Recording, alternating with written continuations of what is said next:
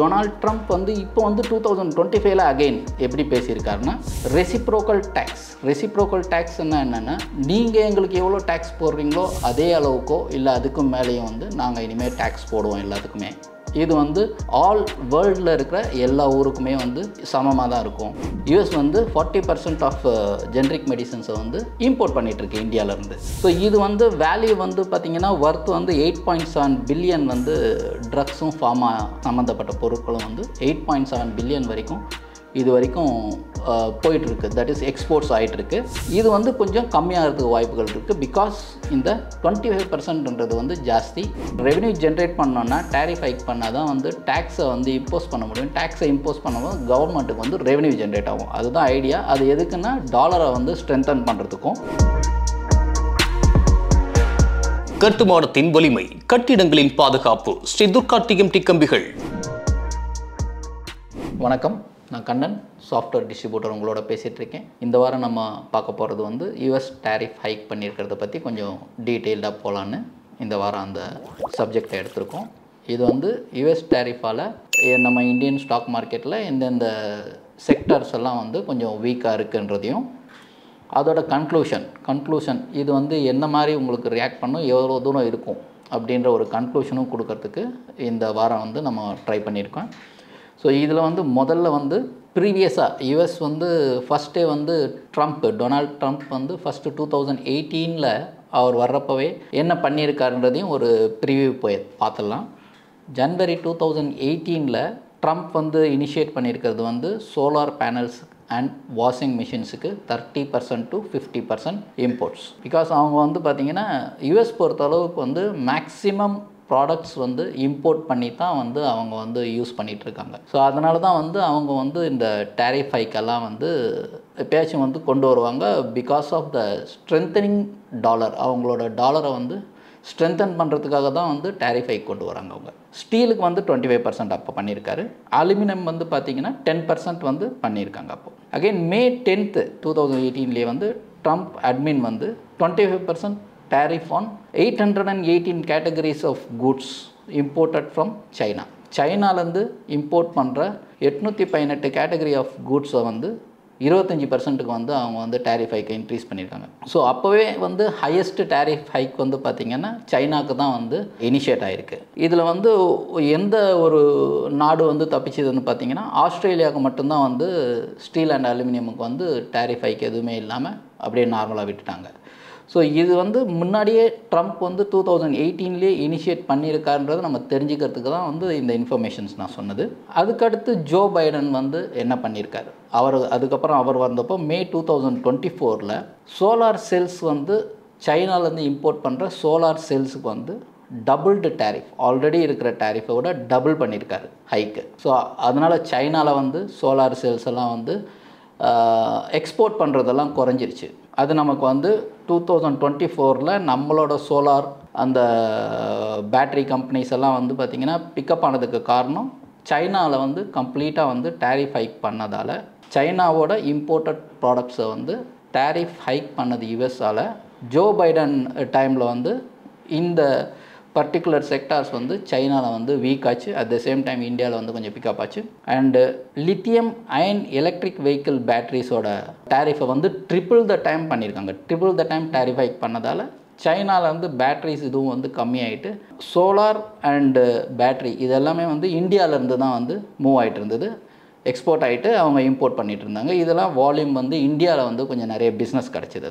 So இதில் வந்து increase tariff வந்து importing goods of steel, aluminium including medical எக்யூப்மெண்ட்டுக்கும் சேர்த்து வந்து எல்லாத்துக்குமே டேக்ஸ் இன்க்ரீஸ் பண்ணதால் தான் வந்து சைனா மார்க்கெட் வந்து அந்த நேரத்தில் அடிபட்டது. தட் இஸ் 23-24லலாம் வந்து சைனா மார்க்கெட் வந்து ரொம்ப வீக்கானது அண்ட் இந்தியன் மார்க்கெட் பிக்கப் ஆனது வந்து இதோட ரெசிப்ரோக்கல் தான். ஸோ அதனால தான் இதையும் வந்து நான் உங்களுக்கு வந்து ஜஸ்ட் ஒரு இன்ஃபர்மேஷன் பாஸ் பண்ணுறேன். And again tariff hike role வந்து யூஎஸில் வந்து எதுக்கு பண்ணுறாங்க பார்த்தா அது ஒரு பாலிசியை வந்து டேரிஃப் ஹைக் பண்ணுறது வந்து அவங்களுக்கு ஒரு கீ ரோல் மாதிரி. ஐடியா வந்து purely generate revenue for the federal government. Revenue generate பண்ணோன்னா டேரிஃப் ஹைக் பண்ணால் தான் வந்து டேக்ஸை வந்து இம்போஸ் பண்ண முடியும். டேக்ஸை இம்போஸ் பண்ணும்போது கவர்மெண்ட்டுக்கு வந்து ரெவென்யூ ஜென்ரேட் ஆகும். அதுதான் ஐடியா. அது எதுக்குன்னா டாலரை வந்து ஸ்ட்ரென்தன் பண்ணுறதுக்கும். இப்போது இவங்க கொண்டு வர ஐடியா என்னென்னா இண்டஸ்ட்ரியலைசேஷன் அப்படின்ற ஒரு கான்செப்டை கொண்டு வராங்க. Substitution, industrialisation. இது என்னன்னு பார்த்தீங்கன்னா, டொமெஸ்டிக் ப்ரொடக்ஷன் வந்து இன்க்ரீஸ் பண்ணியாச்சுன்னா இம்போர்ட்டை குறைக்க முடியும். ஸோ இம்போர்ட்டை குறைக்கணும்னா அட் த சேம் டைம் வந்து டேரிஃப் ஹைக் பண்ணால் இம்போர்ட் கொஞ்சம் கொஞ்சம் குறைய ஆரம்பிக்கும். அதில் வந்து டாலர் ஸ்ட்ரென்தன் ஆகும். இதுதான் வந்து ஐடியா. டேரிஃப்ஸ் வந்து பார்த்திங்கன்னா அவங்களுக்கு வந்து யூஎஸை பொறுத்த அளவுக்கு ஒன் ஆஃப் த பில்லர்னு சொல்லலாம்.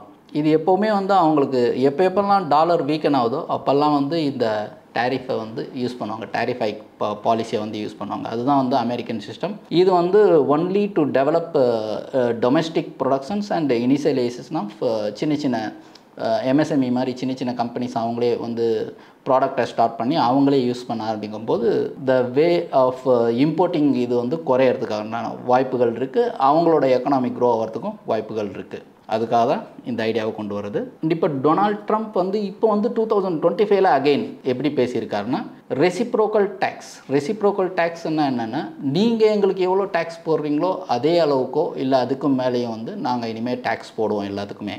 இது வந்து ஆல் வேர்ல்டில் இருக்கிற எல்லா ஊருக்குமே வந்து சமமாக தான் இருக்கும். சைனா பொறுத்த அளவுக்கு அவங்க வந்து ஆல்ரெடி இருக்கிறதுலேருந்து 10% வந்து டேரிஃபை இன்னும் கூட இன்க்ரீஸ் பண்ணுறதா சொல்லியிருக்காங்க. ஸோ இந்த டேரிஃபைக்கு எக்ஸ்பெக்டட் வந்து பார்த்திங்கன்னா இந்தியா பொறுத்தளவு 25% வந்து ஃபார்மா அண்ட் ஃபார்மா கெமிக்கல்ஸ் இந்த இண்டஸ்ட்ரியில் வந்து 25% வரைக்கும் இம்போஸ் பண்ணுறதுக்கு ஐடியா இருக்குது.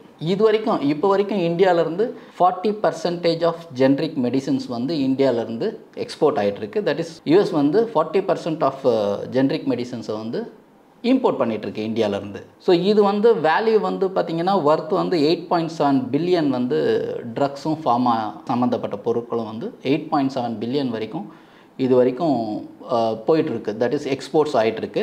இது வந்து கொஞ்சம் கம்மியாகிறதுக்கு வாய்ப்புகள் இருக்குது. பிகாஸ் இந்த 25%ன்றது வந்து ஜாஸ்தி. ஃபார்மா இண்டஸ்ட்ரியில் கண்டிப்பாக இதோட பிரதிபலிப்பு இருக்கும். அதனால தான் ஃபார்மா செக்டார்லாம் வந்து கரெக்ஷன்ஸில் இருக்குது. இதில் கன்க்ளூஷன் என்னன்னு பார்த்தோம்னா, நாம் வந்து இப்போ என்ன பண்ணணும்னா, ஃபார்மா இண்டஸ்ட்ரியில் இருக்கிற லீடர்ஸ்லாம் யாருன்னு ஃபைனான்சியலி வெல் க்ரோத் கம்பெனி என்னன்றதை செக் பண்ணணும்.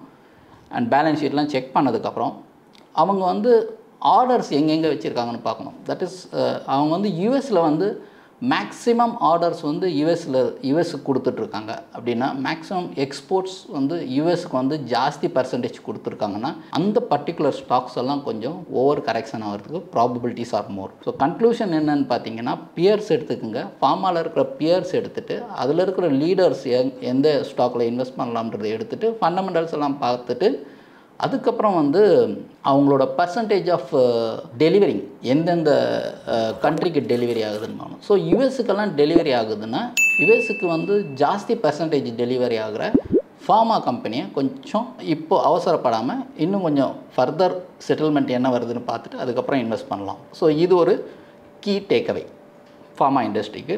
நெக்ஸ்ட்டு டேரிஃப் ஹைக் பார்த்திங்கன்னா ஆட்டோமொபைல்ஸ் அண்ட் செமிகண்டக்டர்ஸ், இதுக்கும் வந்து டேரிஃப் ஹைக் அவர் சொல்லியிருக்காரு. இந்தியா வந்து இதுக்கு முன்னாடி வந்து 2023 to 2024 வந்து $6.69 பில்லியன் ஆட்டோ பார்ட்ஸை வந்து நம்ம எக்ஸ்போர்ட் பண்ணிகிட்ருக்கோம். 23 to 24 அந்த 1 இயர் நம்ம வந்து ஃபினான்ஷியல் 6.69 பில்லியன் வந்து எக்ஸ்போர்ட் பண்ணியிருக்கோம். That is auto parts. So இப்போது இந்தியா இம்போர்ட் பண்ணுறது, தட் இஸ் யூஎஸ்லேருந்து நம்ம இம்போர்ட் பண்ணுறது வந்து 1.16 பில்லியன் தான். So when compared to export, import வந்து 1 டைம்னா எக்ஸ்போர்ட் வந்து 5 டைம்ஸுக்கு மேலே நம்ம பண்ணிகிட்ருக்கோம். ஸோ அப்போது இதுவுமே நம்ம என்ன பண்ணோன்னா ஆட்டோமொபைல்ஸ் அண்ட் செமிகண்டக்டர்ஸ் எல்லாம் நம்ம வந்து எடுத்து இதுலேயும் வந்து யுஎஸ்க்கு வந்து சப்ளை பண்ணுற மாதிரி பர்சன்டேஜ் ஜாஸ்தி இருக்கிற கம்பெனிஸை வந்து கொஞ்சம் அவாய்ட் பண்ணிவிட்டு ஆர் இந்த நேரத்தில் இக்னோர் பண்ணிவிட்டு அடுத்து வர செட்டில்மெண்ட்ஸில் பார்த்து நம்ம எக்ஸிக்யூட் பண்ணுறதுக்கு ட்ரை பண்ணணும். தட் இஸ் பை பண்ணுறதுக்கெல்லாம் ட்ரை பண்ணணும். ஏன்னா யுஎஸ் பேஸ் பண்ணி இப்போ பண்ணும்போது இதுக்கு முன்னாடி இருந்த பர்சன்டேஜ் அவங்க வந்து டெலிவரி பண்ணுறது கஷ்டம் ஆகிடும். ஏன்னா பர்சன்டேஜ் ஆஃப் ஹைக் வந்து ஜாஸ்தி இருந்ததுன்னா டெஃபினட்டாக வந்து அந்த ஆர்டர்ஸ் குறையிறதுக்கு வாய்ப்புகள் இருக்கும். குறைஞ்சதுன்னா இவங்களோட பேலன்ஸ் ஷீட்டில் கம்ப்ளீட்டாக குறையும். ஏன்னா மேக்ஸிமம் ஆர்டர்ஸ் வந்து அவங்க யூஎஸ்லேருந்து எடுத்துகிட்ருக்காங்கன்னா அப்போது பேலன்ஸ் ஷீட்டே கொஞ்சம் டிஸ்மேண்டில் ஆகிற மாதிரி தான் இருக்கும். ஸோ அதனால் நம்ம கேர்ஃபுல்லாக காஷியஸாக செலக்ட் பண்ணோம் எல்லாமே. செமிகண்டக்டர்ஸும் அதே மாதிரி தான். இது தவிர ஸ்டீல், அயன் அண்ட் கெமிக்கல்ஸ் இதுலேயும் வந்து அவங்க வந்து டெஃபினட்டாக டேரிஃப் ஹைக் இருக்குன்னு சொல்லியிருக்காங்க. ஸோ ஸ்டீல் நான் சொன்ன மாதிரியே ஸ்டீல், அயன், கெமிக்கல்ஸ் இதுலேயும் வந்து லீடர்ஸ்லாம் யாருன்னு எடுத்து அவங்க வந்து யூஎஸ்க்கு நிறைய பர்சன்டேஜ் சப்ளை பண்ணுறாங்கன்னா அதை மட்டும் நம்ம கேர்ஃபுல்லாக பார்த்துட்டு காஷியஸாக அதை தனியாக எடுத்து வச்சுட்டு அது இல்லாத கம்பெனியில் நம்ம இந்த கரெக்ஷனை யூஸ் பண்ணி இன்வெஸ்ட் பண்ணுறது பெட்டர். இப்போதைக்கு டாரிஃப் ஹைக் வேறு எங்கன்னா டெக்ஸ்டைல்ஸ், அப்பரல்ஸ், ஃபுட்வேர்ஸ் இதுலேயும் வந்து இருக்கிறதுக்கு ப்ராபபிலிட்டிஸ் ஆர் மோர்னு சொல்லியிருக்காங்க. டெக்ஸ்டைல்ஸ் பொறுத்தளவு உங்களுக்கே தெரியும், நிறைய லீடர்ஸ் ஆஃப் டெக்ஸ்டைல்ஸ் எல்லாம் பார்த்திங்கன்னா ஃபாரினில் தான் நிறைய விற்றுட்ருக்காங்க. இங்கே ப்ரொடியூஸ் பண்ணி இங்கே மேனுஃபேக்சர் பண்ணி அங்கே விற்றுட்ருக்காங்க. ஸோ அதுக்குமே வந்து உங்களுக்கு டேக்ஸ் ஹைக் இருக்குன்னு சொல்லியிருக்காங்க. ஸோ இதோட ஓவரால் கன்க்ளூஷன் என்ன அப்படின்னு பார்த்தீங்கன்னா, இந்தியன் கவர்மெண்ட்டும் யூஎஸ் கவர்மெண்ட்டும் மறுபடியும் ஒரு இது டாரிஃபை பற்றி அகெயின் வந்து ஒரு டிஸ்கஷன் போகும்போது ரெசிப்ரோக்கல்னு சொல்லியிருக்கிறதால இந்தியா வந்து இம்போர்ட் பண்ணுறத யூஎஸ்லேருந்து இம்போர்ட் பண்ணுறதோட டேக்ஸை வந்து எவ்வளோ அவங்க கம்மி பண்ணுறாங்களோ அதுக்கேற்ற மாதிரி யூஎஸில் இம்பேக்ட் வந்து இருக்கும். தட் இஸ் நம்ம வந்து இங்கே எவ்வளோ கம்மி பண்ணுறோமோ அங்கே நம்மளுக்கு வந்து அவங்க சொன்ன பர்சன்டேஜிலேருந்து கம்மியாகிறதுக்கு there is a huge probability. So அந்த அந்த அந்த ஸ்டெப்பில் நம்ம போகும்போது ஒரு வின்வின் ஸ்ட்ராட்டஜி மாதிரி ரெண்டு பேருமே உட்காந்து ஒரு டிஸ்கஸ் பண்ணி டேக்ஸை வந்து ரெசிப்ரோக்கலாக கொண்டு வந்துட்டு கம்மி பண்ணும்போது நமக்கு வந்து அதில் வந்து கொஞ்சம் வாய்ப்புகள் அதிகமாகும். அதுக்கப்புறம் நம்ம ஆஃப்டர் தட் அந்த கன்ஃபர்மேஷனுக்கு அப்புறம் நம்ம வந்து இன்வெஸ்ட்மெண்ட் பண்ணுறதை பற்றி யோசனை பண்ணலாம். That is US related stocks பற்றி. அண்ட் அனலிஸ்ட்ஸ் என்ன எக்ஸ்பெக்ட் பண்ணுறாங்கன்னா, இந்த ஓவரால் ஸ்ட்ராட்டஜி இப்போ இருக்கிற வரைக்கும் இவங்க கொண்டு வந்திருக்கிற ஹைக்கு, அதுக்கப்புறம் market corrections and profit booking இதெல்லாம் நம்ம பார்க்கும்போது ஜிடிபி நம்பர்ஸில் வந்து கொஞ்சம் பாதிப்பு இருக்கும். கம்மிங் குவார்ட்டர்ஸில் வந்து ஜிடிபி நம்பரில் கொஞ்சம் கம்மியாகும் அப்படின்ற மாதிரி இருக்கிறதால தான் வந்து ஷேர் மார்க்கெட்டில் நம்மளுக்கு வந்து ஒரு இது கண்டினியூஸ் செல்லிங் ட்ரெண்ட் இருந்துகிட்ருக்கு. இந்த இண்டைசஸ் அவுட்லுக் இப்போது மார்க்கெட் வந்து எப்படி இருக்கும் அப்படின்றது இது என்னோடய own idea, not a recommendation. First சொல்லிடுறேன். நான் முதல்ல போன வாரம் வீடியோலேயே சொன்ன மாதிரி மேக்ஸிமம் வந்து ஒரு 19%, 20% அது வரைக்குமே ஃபால் ஆகிறதுக்கு there is a huge probability. So இந்த மாதிரி ஒரு 19 to 20% அந்த மாதிரி வரும்போது நிஃப்டி வேல்யூவேஷன் ஒன்று இருக்கும், பிஇ வேல்யூவேஷன் வந்து கொஞ்சம் அட்ராக்டிவாக வந்துடும் ஃபார் இன்வெஸ்ட்மெண்ட் பர்பஸ்க்கு. ஸோ பிஇ வேல்யூவேஷன் வந்து கொஞ்சம் அட்ராக்ஷனாக வரும்போது இன்வெஸ்ட்மெண்ட் ஆட்டோமேட்டிக்காக வர ஆரம்பிக்கும். அதுக்குள்ளே வந்து இந்த செல் ஆஃபும் கொஞ்சம் வந்து செட்டில் ஆகும். அது வந்து ஜென்ரல் ஐடியா, என்னோடய ஐடியா. பட் ப்ரீவியஸாக வந்து 2015 ஒரு செல் ஆஃப் ஆச்சு மார்க்கெட்டில். அந்த செல் ஆஃப் வந்து ரெக்கவர் ஆகிறதுக்கு ஒரு 600 days ஆகிருக்கு. 600 daysனால் நியர்லி 2 years. ஸோ ஃபுல்லாக ரெக்கவர் ஆகிறதுக்கு நான் சொல்கிறது. ஸோ 2015 செல் ஆஃப் ஆனது ரெக்கவர் ஆகிறதுக்கு 600 days ஆகிருக்கு. கோவிட் ஃபாலில் மார்க்கெட் விழுந்தது ரெக்கவர் ஆகிறதுக்கு 200 days தான் எடுத்திருக்கு. அதுக்கப்புறம் வந்து ரெக்கவர் ஆகிடுச்சு கோவிட் ஃபால்லேருந்து. இப்போ நம்ம வந்து ஃபேஸ் பண்ணிகிட்ருக்கிறது வந்து ஹையர் வேல்யூவேஷன், ப்ராஃபிட் புக்கிங் அந்த மாதிரி இருந்துட்டு மார்க்கெட் கீழே விழுது. ஸோ இந்த மாதிரி கோவிடோ இல்லை அதுக்கு முன்னாடி இருக்கிற ஒரு செல் ஆஃபோ அந்த மாதிரி இல்லாமல் நார்மலாக ஒரு ப்ராஃபிட் புக்கிங்கில் தான் போயிட்டுருக்கு. இப்போது கொஞ்சம் வந்து ஒரு டாரிஃப் ஹைக் அது இதுன்னு அடிஷ்னலாக கொஞ்சம் ஆட் ஆகுது.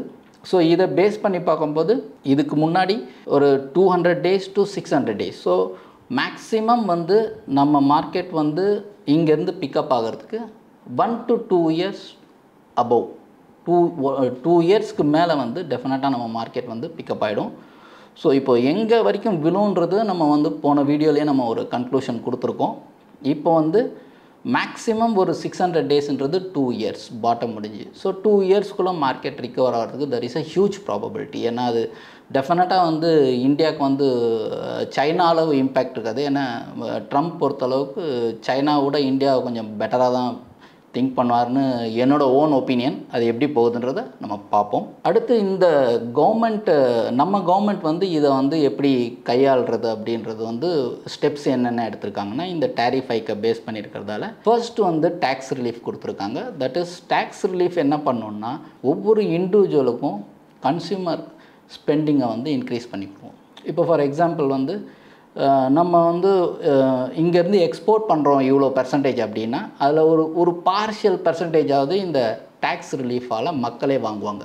ஸோ இங்கே இருக்கிற மக்களே வாங்குவாங்க. அது ஒரு ஐடியா. அதுக்கு தான் டேக்ஸ் ரிலீஃப் கொடுத்துருக்காங்க. ஏன்னா இதை கண்ட்ரோல் பண்ணுறதுக்கு இப்போ விழுந்துட்டு இருக்கிறத வந்து கொஞ்சமாக கண்ட்ரோல் பண்ணுறதுக்காக கொடுத்துருக்காங்க. அடுத்து வந்து ரெப்போ ரேட் கட். ஆர்பிஐ வந்து ரெப்போ ரேட் கட் 0.25 கொடுத்துருக்கு. ஸோ அதுவுமே உங்களுக்கு வந்து பார்த்திங்கன்னா பேங்கிங்கில் லிக்விடிட்டி டெஃபினட்டாக வந்து லோன்ஸ் இன்க்ரீஸ் ஆகும். அதை கட் பண்ணியிருக்கிறதால லோன்ஸ் இன்க்ரீஸ் ஆகும், பர்சனல் லோன்ஸும் இன்க்ரீஸ் ஆகும், at the same time MSME லோன்ஸும் இன்க்ரீஸ் ஆகும். அதுக்காக தான் வந்து அதுவும் வந்து 0.25 கட் பண்ணியிருக்காங்க. அண்டு அவங்க சொல்லியிருக்கிறது வந்து பேங்கிங்கில் வந்து லிக்விடிட்டி இன்ஜெக்ட் பண்ண போகிறதாகவும் சொல்லியிருக்காங்க. ஸோ லிக்விடிட்டி இன்ஜெக்ஷன் வந்து பார்த்திங்கன்னா இந்த நேரத்தில் வந்து பேங்க்கில் வந்து லிக்விடிட்டி இன்ஜெக்ஷன் கொடுக்கும்போது ஆட்டோமேட்டிக்காக வந்து லோன்ஸ் இன்க்ரீஸ் ஆகும்போது எக்கனாமி வந்து க்ரோ ஆகிறதுக்கு ப்ராபபிலிட்டி இருக்குது. ஸோ எக்கனாமி க்ரோ ஆகணுன்னா லிக்விடிட்டி இருக்கணும் பேங்கிங் சிஸ்டமில். அந்த பேங்கிங் சிஸ்டமில் லிக்விடிட்டி கொண்டு வரதுக்கும் அவங்க பிளான் பண்ணியிருக்காங்க. அதுதான் வந்து இந்த எஃப்ஐ அவுட்ஃப்ளோஸை டியூ டு எஃப்ஐ அவுட்ஃப்ளோஸை வச்சு தான் வந்து இந்த பிளானிங்லாம் நடந்துகிட்ருக்கு. ஸோ இந்த ஜனவரியில் 2025 $10 பில்லியன் வந்து ஜனவரியில் மட்டுமே வந்து திரும்ப எஃப்ஐ வந்து அவுட்ஃப்ளோ போயிருக்கு. ஸோ அதுவும் ஒரு இம்பார்ட்டண்ட் இன்ஃபர்மேஷன். ஸோ இது எல்லாமே நம்ம வந்து ஒரு கன்க்ளூஷன் வச்சு பார்க்கும்போது மார்க்கெட் ஒரு 18 to 20% ஒரு டவுன் சைடு வரும்போது நிஃப்டி வேல்யூவேஷன் வருதான்றது நம்ம க்ளோஸாக பார்க்கணும். நிஃப்டி பிஇ வேல்யூவேஷன் வந்து ஓரளவுக்கு அட்ராக்டிவாக வந்துச்சுன்னா இன்வெஸ்ட்மெண்ட்ஸ் கண்டிப்பாக வரும். அதுக்கு நடுவில் இந்தியா அண்ட் யூஎஸ் மறுபடியும் வந்து இந்த டேரிஃப் ஹைக்கில் ஒரு டிஸ்கஷன் வச்சு ஒரு ரெசிப்ரோக்கலில் வந்து ஒரு மியூச்சுவல் அண்டர்ஸ்டாண்டிங்கில் இந்தியன் கவர்மெண்ட்டும் வந்து யூஎஸோட கவர்மெண்ட்டுக்கு ஹைக்கை வந்து கம்மி பண்ணும்போது, டேக்ஸை வந்து கம்மி பண்ணும்போது அவங்களும் நமக்கு வந்து டேக்ஸை கம்மி பண்ணுறதுக்கு ப்ராபபிலிட்டி இருக்குது. ஸோ இதெல்லாம் வெயிட் பண்ணி தான் வந்து இனிமேல் மார்க்கெட் வந்து டெவலப் ஆகி மூவ் ஆகிறதுக்கு probabilities. At the same time market develop ஆகிறதுக்கும் ஒரு சின்ன ஐடியா கொடுத்துருக்கேன். That is 200 to 600 days. So maximum 1 year to 2 year வந்து ஒரு மாதிரி மார்க்கெட் இருந்தாலும் அதுக்கப்புறம் வந்து டெஃபினட்டாக வந்து மார்க்கெட் மூவ் பண்ணிவிட்டு போக ஆரம்பிச்சிடும். ஸோ இதுதான் வந்து இந்த வீக்குக்கு தேவையான கன்க்ளூஷன் நான் கொடுத்துருக்கேன். ஐ திங்க் இந்த வாரத்தோட டீட்டெயில்ஸ் முடிச்சிட்டேன். நன்றி, வணக்கம். இந்த வீடியோ உங்களுக்கு பிடிச்சிருந்தா லைக் பண்ணுங்க, ஷேர் பண்ணுங்க, கமெண்ட் பண்ணுங்க, மறக்காம பெல் பட்டனை கிளிக் பண்ணிட்டு சப்ஸ்கிரைப் பண்ணிடுங்க.